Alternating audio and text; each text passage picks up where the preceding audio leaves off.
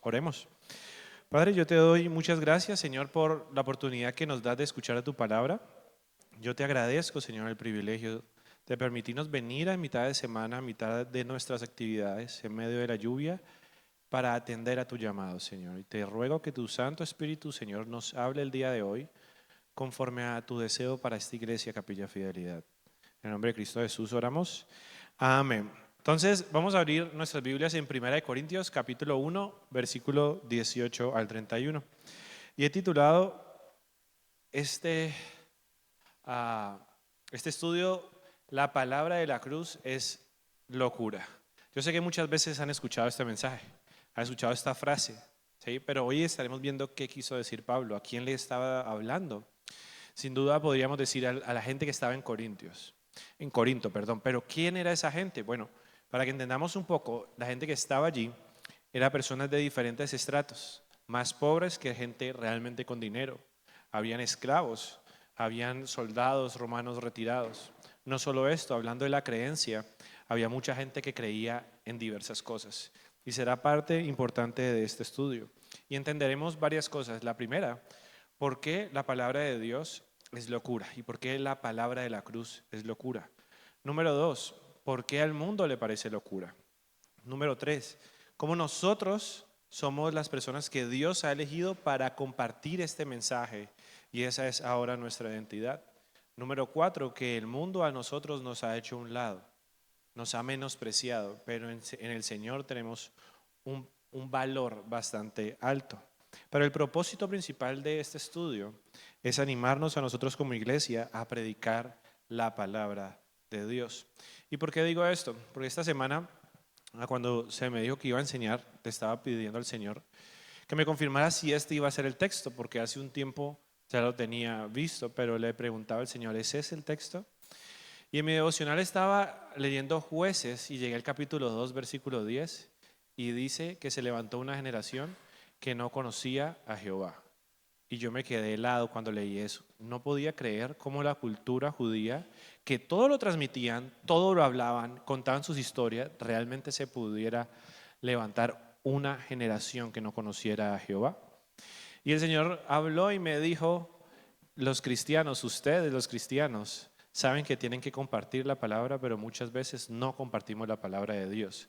Y por eso las generaciones de hoy en día se están levantando sin conocer el nombre de Jesús. Entonces ese es nuestro principal enfoque para entender en este estudio. ¿Por qué debemos predicar la palabra? Es necesario hacerlo. Vamos entonces al versículo 18. Dice, porque la palabra de la cruz es locura a los que se pierden, pero a los que se salvan, esto es a nosotros, es poder de Dios. Entonces miraremos que la palabra de la cruz, el mensaje del Evangelio, es locura. Y les hago una pregunta antes de continuar. ¿Ustedes tienen algún familiar que quiere que se salve? ¿Quieren algún familiar que quieren que reconozca a Jesús como su Señor y Salvador? Yo lo tengo, varios. Y tengo también amigos conocidos. Y muchas veces cuando he hablado con ellos me he planteado la pregunta de, ¿por qué no entienden esto tan sencillo? Esto que es tan real para mí, ¿por qué no lo entienden?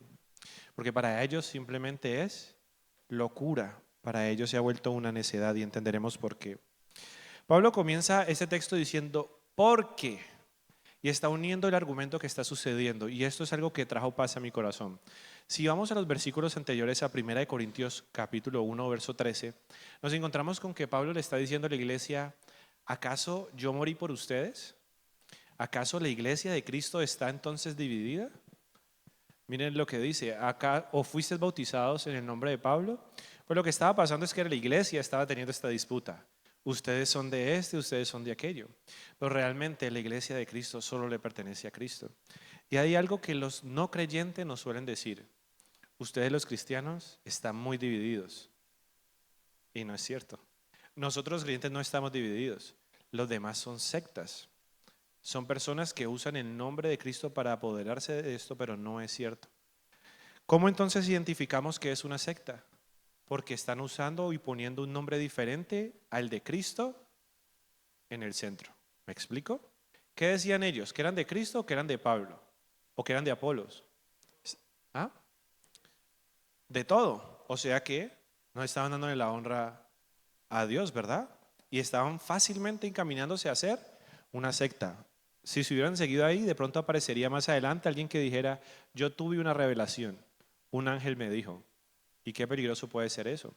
En las iglesias suele pasar, puede llegar a pasar que alguien considere, él es. No, no, ninguno de nosotros somos. Solo somos ministros del Evangelio, personas encargadas de compartir el mensaje de salvación. Pero solo hay uno que es digno de toda la alabanza. Y entonces por eso podemos decir y entenderemos que ustedes y yo tenemos la autoridad y el mensaje verdadero. En nuestra época, actualmente, estamos hablando de allá en Corinto, pero actualmente pasaba lo que les mencionaban. Tenemos cantidad de denominaciones y la gente nos va a preguntar, ¿usted por qué es diferente a ellos? Continuemos leyendo y les explicaré por qué si lo somos. Entonces, ¿qué debemos hacer? Verso 17, acompáñenme. Verso 17 dice, pues no me envió Cristo a bautizar, sino a predicar el Evangelio, no con sabiduría de palabras, para que no se haga vana la cruz de Cristo. ¿Cuál es nuestra tarea entonces? Es compartir el mensaje de la cruz. No más, no hay que agregarle. Y saben, a veces una de las barreras para compartir el Evangelio es la siguiente. Es que yo no sé si yo le voy a predicar y él me dice, ¿y yo cómo sé que la Biblia es real y no está manipulada? Yo no estoy preparado para responder eso. Bueno, quiero decirle que usted lo que debe hacer es compartir el mensaje de la cruz. Si usted comparte el mensaje de la cruz, le está dando la oportunidad al Espíritu Santo que convenza a esa persona de pecado por cuanto no ha creído en Cristo. La otra pregunta usted se puede preparar. Pero entenderemos entonces que el mundo quiere dividir a la iglesia con respecto a esto, con posturas, con usted a quien sigue, usted a quien cree, y nos empiezan a decir que no es correcto. Es claro, lo que debemos predicar es el mensaje de la cruz. ¿Por qué digo que el mensaje de la cruz es entonces el Evangelio? Es muy sencillo. La cruz, ¿quién estuvo ahí? Jesucristo. ¿Y el Evangelio qué significa? Buenas nuevas. ¿Cuáles son esas buenas nuevas? Que ustedes y yo, por cuanto pecamos, estamos destituidos de la gloria de Dios. Entonces ya no podemos estar con Él. A pesar de que su plan perfecto era pasar una eternidad con nosotros, ahora no podemos. Las buenas nuevas son que Jesucristo murió en la cruz, resucitó y ahora está en el cielo y vendrá entonces por su iglesia. Continuemos con el texto, dice que es locura para aquellos que se pierden. Quiere decir, y nos dice la palabra que hay personas que se están perdiendo. Hoy ustedes y yo estamos aquí sentados hablando cómodamente y hay personas afuera que van a sufrir un accidente de tránsito, tal vez algunos no conocen del Señor y hoy mismo no podrán entrar al cielo. Es así de urgente, el mensaje de Dios debe ser así de urgente para ustedes y para mí. Dice que es locura para aquellos que se pierden, pero para los que se salvan, esto es a nosotros, es poder de Dios. Y para entender esto debemos ver, este mensaje está dirigido a judíos y a griegos. La Biblia siempre nos habla, judíos y gentiles o judíos y griegos. ¿En qué cree un judío? Bueno, un judío ciertamente cree que debe cumplir las 613 normas que están en el Pentateuco y en los profetas. Si esa es la forma en que ellos se justifican y si incumplen, en la misma ley saben qué deben hacer, si se tienen que lavar, si tienen que presentar una ofrenda o si debe hacer un sacrificio sencillo. Pero ahora se les está presentando a Cristo crucificado, es lo nuevo que deben creer. Ahora, ¿en qué cree un griego? Y en esta categoría griego entramos ustedes y yo. ¿En qué creemos? ¿O en qué creíamos antes? ¿Saben? Nosotros creíamos en absolutamente todo, como decía Potón Borita, en absolutamente todo. Miremos el escenario de Pablo. Pablo en su segundo viaje misionero empezó a viajar y antes de llegar a esta zona de Corinto, donde luego le escribiría, se encontraría primero pasando por Atenas. Cuando llega a esa zona de Atenas, si pueden ver ahí en el mapa, en Hechos capítulo 17 se van a encontrar con el siguiente escenario. Y Pablo les dice a la gente de Atenas, ustedes realmente tienen muchos dioses, tienen un altar para alguno. Y me llamó la atención de que me encontré un altar que dice al Dios no conocido.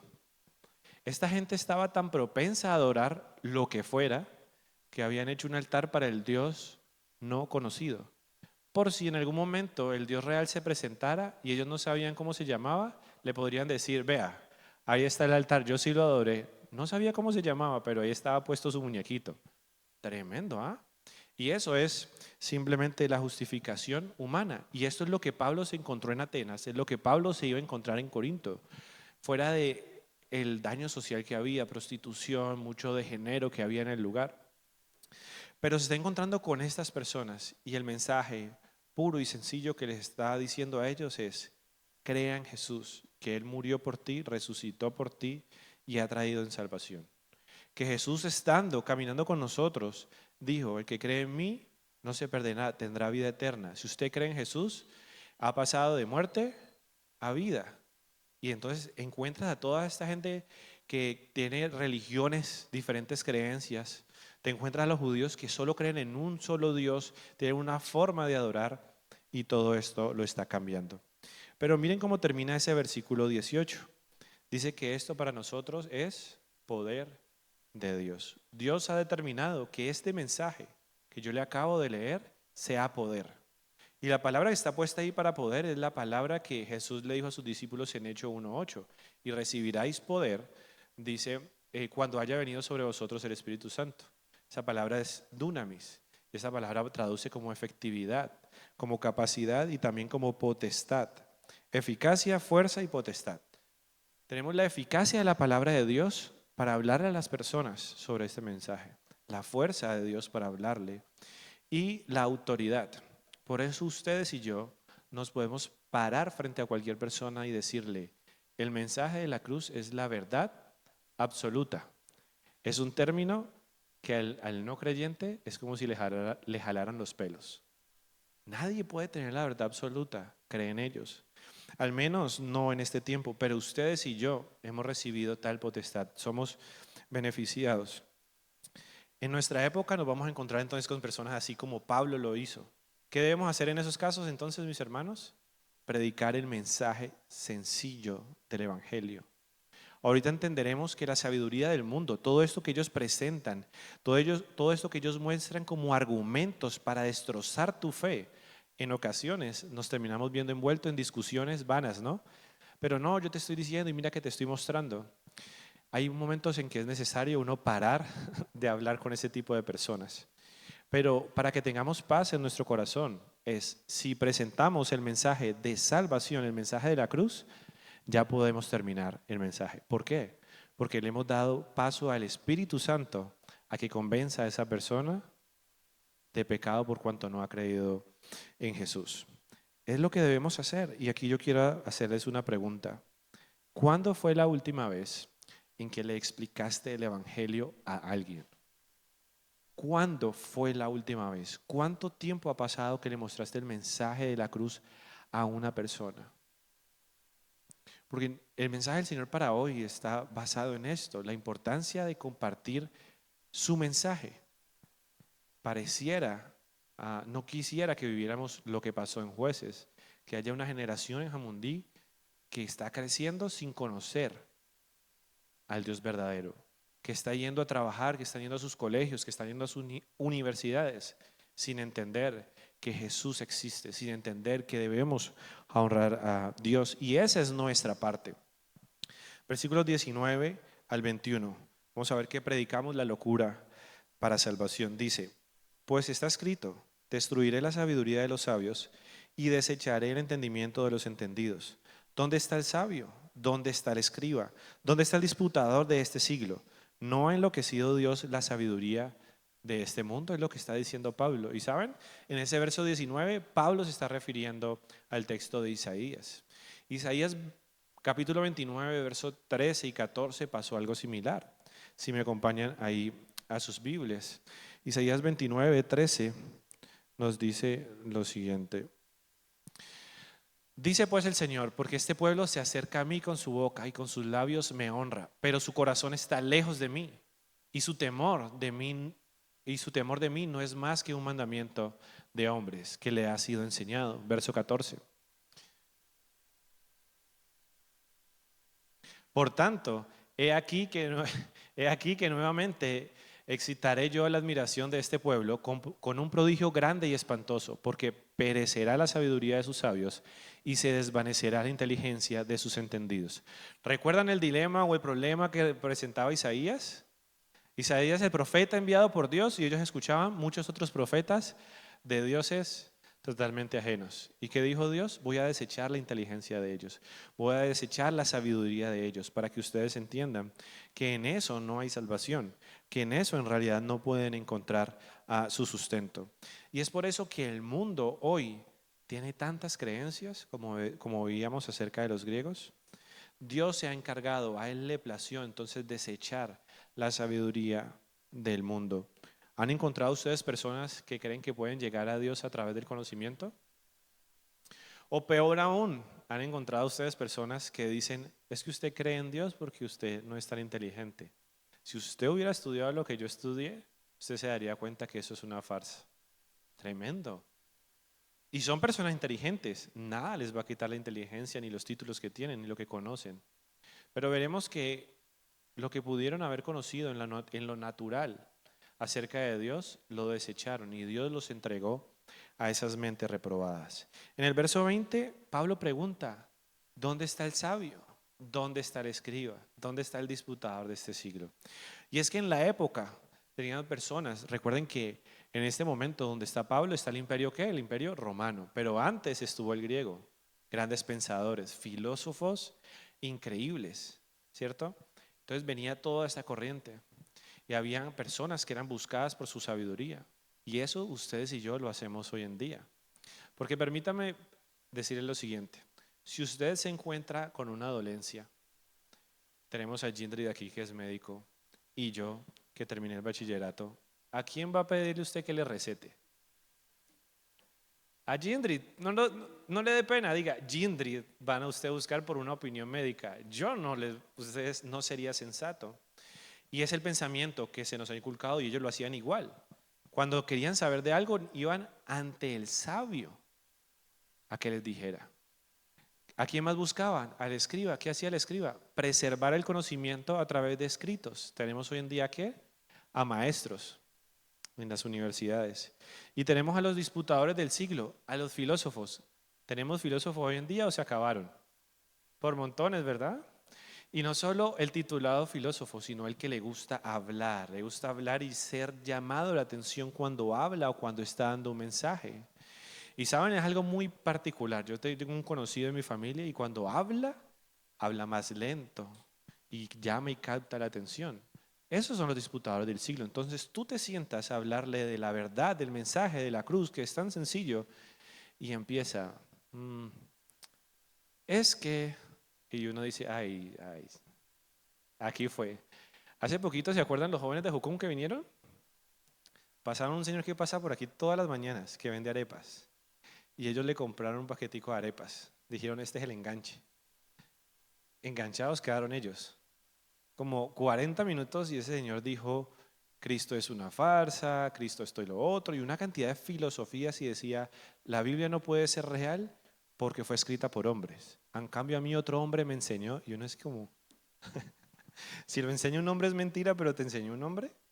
Entenderemos eso más adelante con el estudio. Pero sucede, es lo que nos encontramos. Entonces, hoy en día este tipo de personas los encontramos. Encontramos sabios, encontramos escribas, encontramos disputadores, que lo que van a hacer es decirte lo que tú crees no es real, no me vengas a mí con ese cuento. ¿Qué debemos hacer entonces con ellos?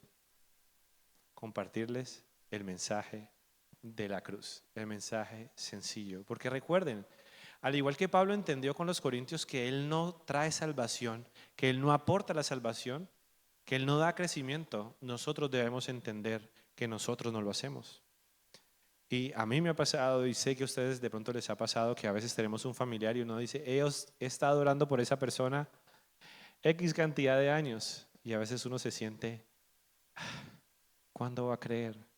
Y a veces en nuestra humanidad y en nuestra carnalidad decimos, ahora mínimo llega cualquier otro, le habla 5 minutos y se convierte. En vez de eso ser un motivo de gozo en mi corazón, ¿no? Uno decir, no importa quién le compartió, como decía Pablo, no importa si es Apolo, si es Pablo, no importa cuál sea su nombre, pero le compartió y se convirtió, gloria a Dios. Es importante.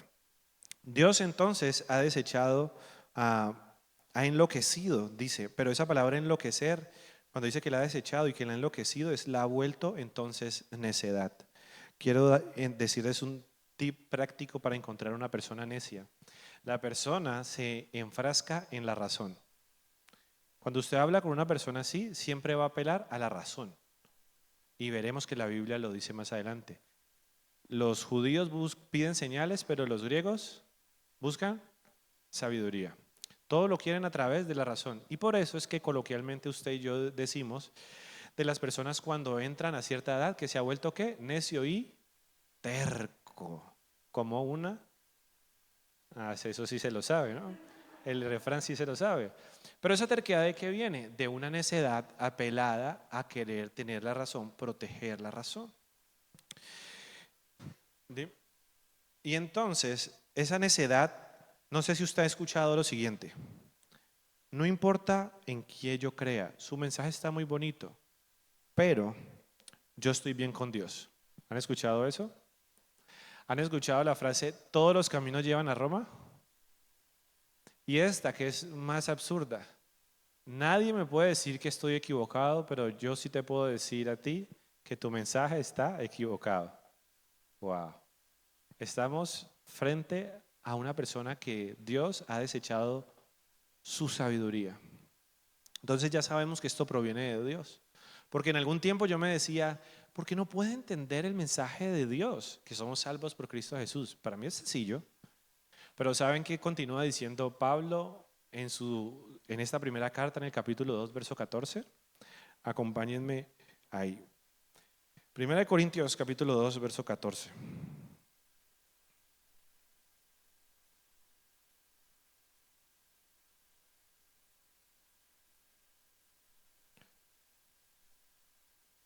Dice, pero el hombre natural no percibe las cosas que son del Espíritu de Dios, porque para él son locura, nuevamente, locura, y no las puede entender, porque se han de discernir espiritualmente. Entonces ya entendemos, fue Dios quien desechó la sabiduría de los hombres. Ahora, ¿saben por qué Dios hizo esto? Porque primeramente si le decimos esto a alguien, es que usted no me entiende porque Dios le desechó su entendimiento. ¿Qué? ¿Qué me está diciendo usted? ¿Que Dios me hizo bruto? No, no, no, no. Usted sigue siendo inteligente, lo que pasa es que no me puede entender espiritualmente. Miremos lo que dice el verso 21. Pues ya que en la sabiduría de Dios, el mundo no conoció a Dios mediante la sabiduría, agradó a Dios salvar a los creyentes por la locura de la predicación. ¿Cómo le agradó a Dios que las personas fueran salvas ahora? Por la locura de la predicación, que nosotros y yo tenemos que predicar. ¿Qué mensaje? El de la cruz. Pero ¿qué pasa con la sabiduría de Dios? ¿Cuál es esa sabiduría de Dios? ¿Por qué entonces Dios lo desechó? Vamos a Romanos capítulo 1, verso 18.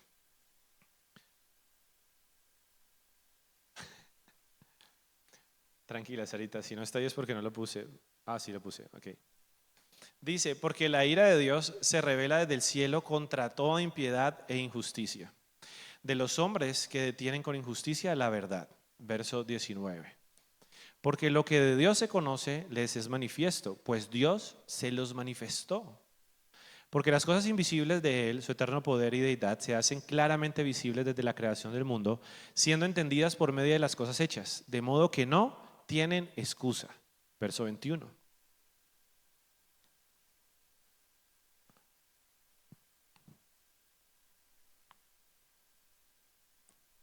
¿No lo tienes ahí, Sarita?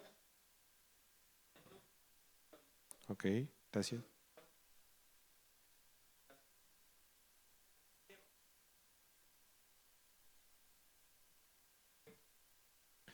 ¿Se envanecieron en qué? Conocimientos, razonamientos, y su entendimiento fue entenebrecido. ¿Bien qué está pasando? Lo que ustedes y yo podíamos conocer de Dios, su eterno poder, su deidad, estaba claramente visible en la creación. Pero ¿sabe qué sucedió? La gente decidió no darle honra a Dios. ¿Y qué empezó a darle honra? A la creación. Entonces tomaron para sí esculturas, formas de esa creación. Pero ¿saben qué es más triste que eso? Más triste que eso es que nosotros hoy en día rebajamos mucho más a Dios. Ahorita las personas afuera han rebajado a Dios a un concepto.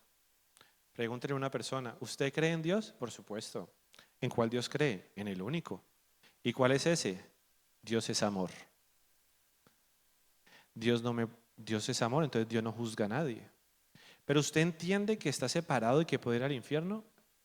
¿Al infierno? Si Dios es amor, ¿por qué me va a enviar al infierno? Hemos vuelto a Dios, lastimosamente también, una construcción social. Ahora no solo hablar de que ser hombre o mujer realmente no puede ser determinado, sino que es una construcción social, ahora también Dios lo es. Es lo que cada persona ha conceptualizado de Dios, entonces es lo que ellos apelan a Dios. ¿No les parece a ustedes triste? ¿Y saben qué tenemos que hacer con esas personas? Compartir el mensaje de la cruz. Es sencillo. ¿Qué hacer con ellos? Compartir el mensaje de la cruz. Entonces ya entendemos por qué Dios desechó su entendimiento. Porque teniéndolo, no lo quisieron tomar. Porque teniéndolo, decidieron, bueno, sí, debe haber un creador, pero no le pongamos un nombre. Dejémoslo así, de forma abierta. Y es por eso que entonces a Dios le agradó, por medio del mensaje de locura que es de la cruz, traer ahora salvación. Por eso ustedes y yo podemos decir que tenemos la verdad absoluta. Por eso ustedes y yo podemos pararnos frente a estas personas con mucho más conocimiento, con mucho más recorrido, con mucho más argumento y decirles, eso no es así. Tú eres salvo por creer en Cristo Jesús como tu Señor y Salvador. Lo que debemos hacer nuevamente es predicar a tiempo y fuera de tiempo, como le dijo Pablo a Timoteo. Leamos los versículos 22 al 24. Porque los judíos piden señales y los griegos buscan sabiduría. Pero nosotros predicamos a Cristo crucificado. Para los judíos ciertamente tropezadero, para los gentiles locura.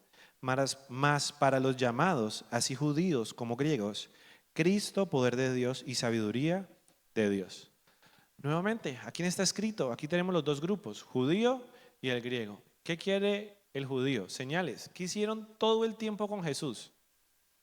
Pedir señales. Y pedir señales y señales y señales.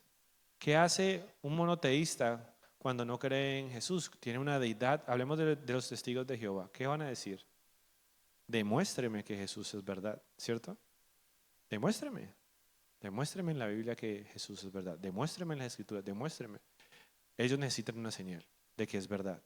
Pero ¿qué pasa con el politeísta? Que hablamos del griego y que de cierta forma una vez nosotros pertenecimos a esa cultura que honrábamos todo tipo de cosas.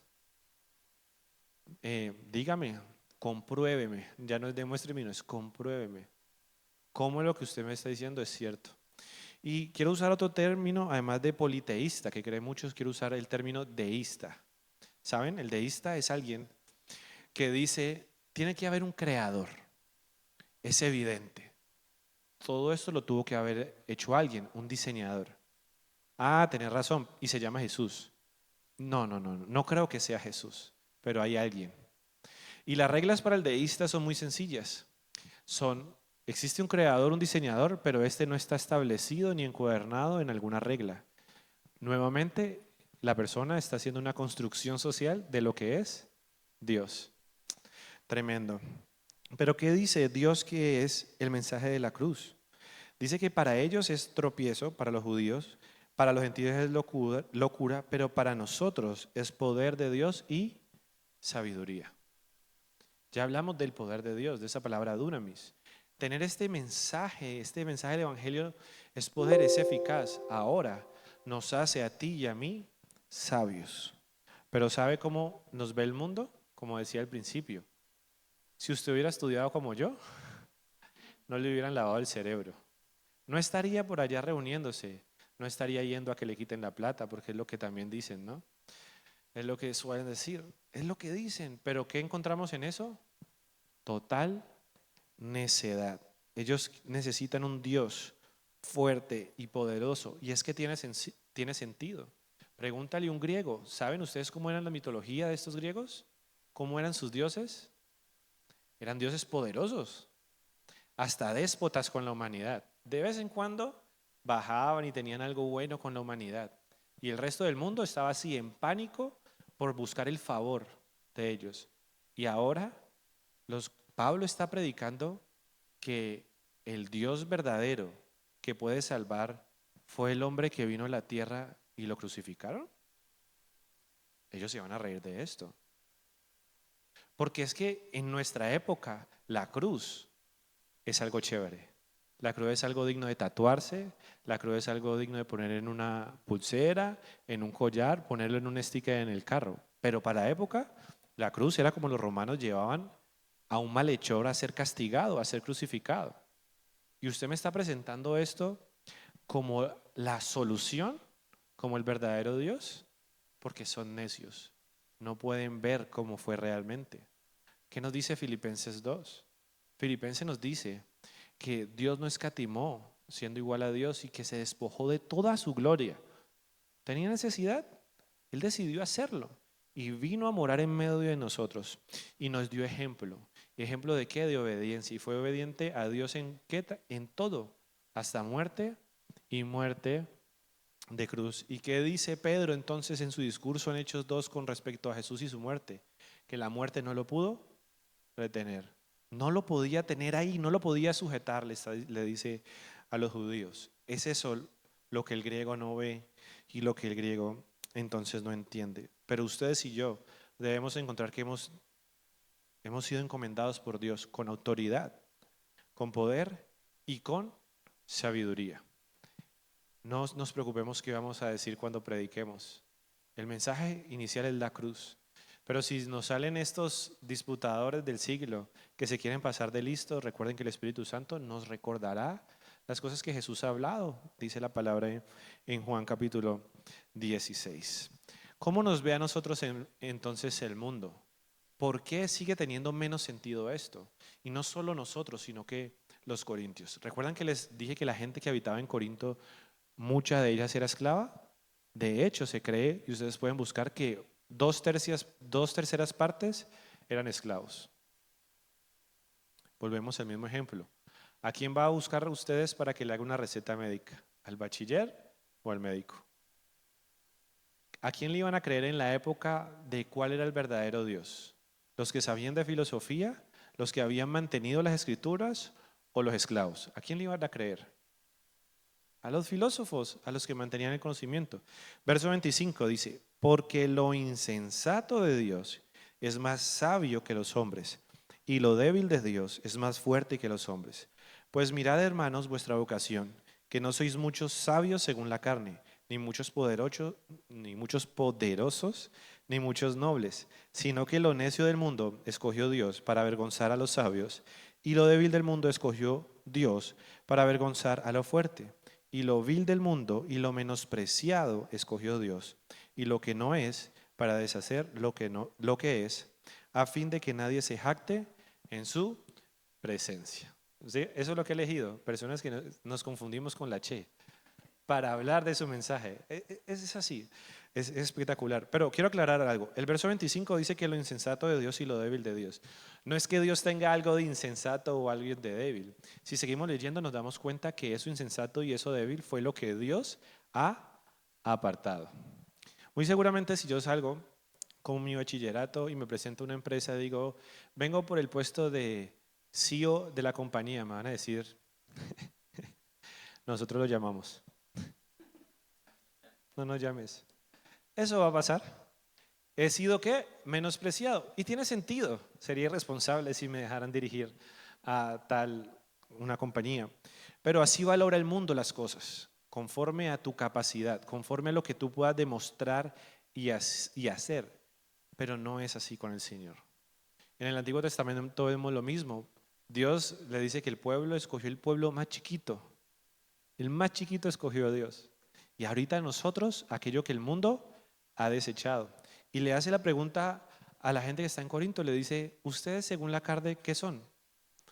No son ni estudiados, no hay sabio entre ustedes, ni siquiera hay nobles, ni siquiera hay nobles. En esa época, dueños de tierra, ni siquiera hay nobles entre ustedes. Pero quiere Pablo que ellos sepan, y quiere Dios que nosotros sepamos que somos lo que Él ha escogido para entregar su valioso mensaje. Así que si usted se está preguntando o le han dicho, ¿y usted estudió teología para venirme a hablar de Dios? Déjeme decirle que no es necesario. Que si es nuestra responsabilidad conocer la palabra de Dios, que aquí en Capilla Fidelidad tenemos muchos cursos para que usted aprenda de la palabra de Dios. Así es, y venga y asista, pero eso no lo capacita.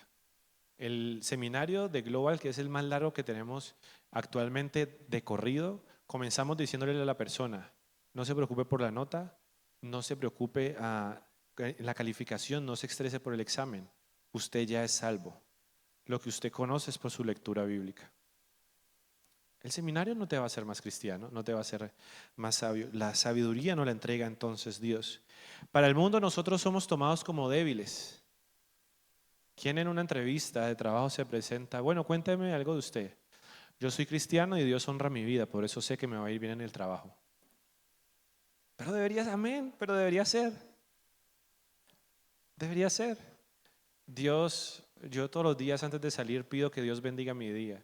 Y tenga por certeza que cuando venga a trabajar acá, si usted me contrata, yo voy a orar por la bendición de esta empresa. ¿Qué va a ser la respuesta de ese entrevistador? Bueno, muchas gracias, pero hablemos de la hoja de vida.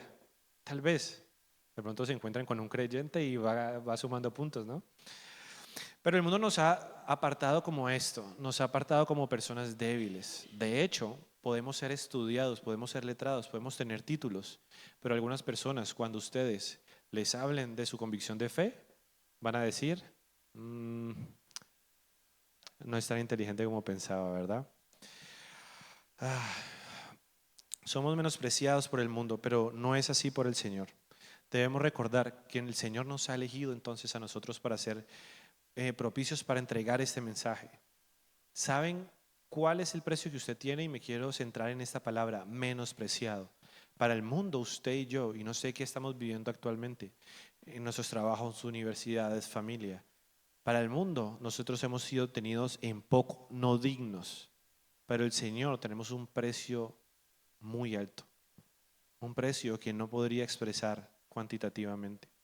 Pero si lo haría cualitativamente, si lo tuviera que expresar en una frase, la expresaría de esta forma. Es una acción y esta acción es el mensaje de la cruz. Cristo despojándose de su gloria para habitar con nosotros, morir y resucitar en la cruz para que ahorita tengamos vida eterna. Eso es lo que ustedes y yo valemos. Eso es lo que para Dios vale la persona que está allá afuera. Y tenemos que tener la misericordia de Dios también, ¿no? Vuelvo y digo, no sé qué estamos viviendo y a veces no sé usted, pero a mí me ha pasado que hay momentos en que digo, Señor, ven ya, por favor, ven ya, o llévame, que pase algo, pero estoy como cansado. Y el Señor confrontaba este pensamiento en mi vida con la segunda carta de Pedro. Dice que el Señor no retarda su venida como algunos piensan, sino que Él está esperando que todos procedan a arrepentimiento. Ese es el amor del Señor. Cuando usted esté pasando un mal día, una mala situación, algo que usted quiera parar, tenga la misericordia de Dios y acuérdese que el Señor está esperando que alguien más se arrepienta, que alguien más que tiene el privilegio de venir a escuchar la palabra de Dios y tener una relación personal con Jesús como usted y yo la tiene hoy en día, el Señor está esperando que otras personas lo hagan. Que esa persona que usted tiene en su cabeza, familiar, amigo, compañero de trabajo, de estudio, el Señor quiere que esa persona se arrepienta. Ese es nuestro valor, esa es nuestra identidad en Cristo. Pablo continúa diciendo, segunda carta a los Corintios capítulo 5, dice que somos embajadores, como si Dios rogara por medio de nosotros para que las personas se reconcilien con Dios. Es lo que Dios desea, que la gente se reconcilie con Él, y es el mensaje que nosotros hemos recibido. Les suplico, hermanos, que de la iglesia Capilla Fidelidad no se pueda escribir como se escribió en el libro de los jueces, que creció una generación que no conocía al Señor. Y eso aplicaciones hay en nuestro trabajo, en nuestra familia. ¿Cómo estamos dando a conocer a Dios en nuestra familia, a Jesús, en nuestro trabajo, en nuestra universidad, en tantas áreas que esto puede ser? Terminemos con el verso 30 al 31.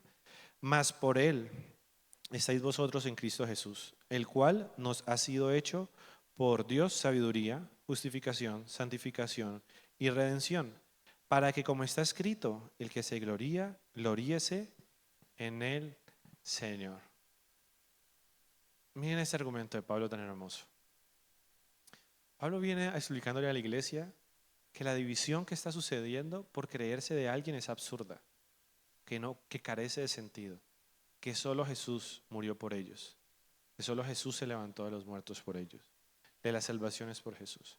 Y luego le viene a explicar que no se trata del judío, que no se trata del griego, que cada uno de ellos está equivocado en la forma que ve, y que la salvación es a través del mensaje de la cruz, y que para el judío ciertamente es tropezadero, para el griego es locura, y para todos los que se pierden es locura.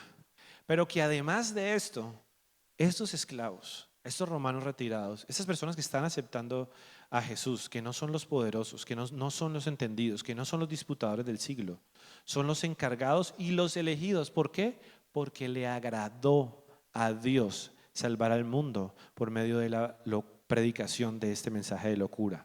Y que son ellos y que somos nosotros. Y que a pesar de que nosotros antiguamente hemos sido menospreciados, que ahora somos menospreciados, tenemos una identidad valiosísima en el Señor. Tenemos un precio grande, un valor en las manos del Señor, que es el valor adecuado. Y que ahora nuestras fuerzas, si en algo nos hemos de gloriar, nos gloriemos entonces en el Señor. ¿Saben qué otra cosa es necesidad para el mundo? Que usted y yo siempre digamos gracias a Dios. Lo hiciste muy bien, gracias a Dios. ¿Y por qué gracias a Dios si vos lo estás haciendo?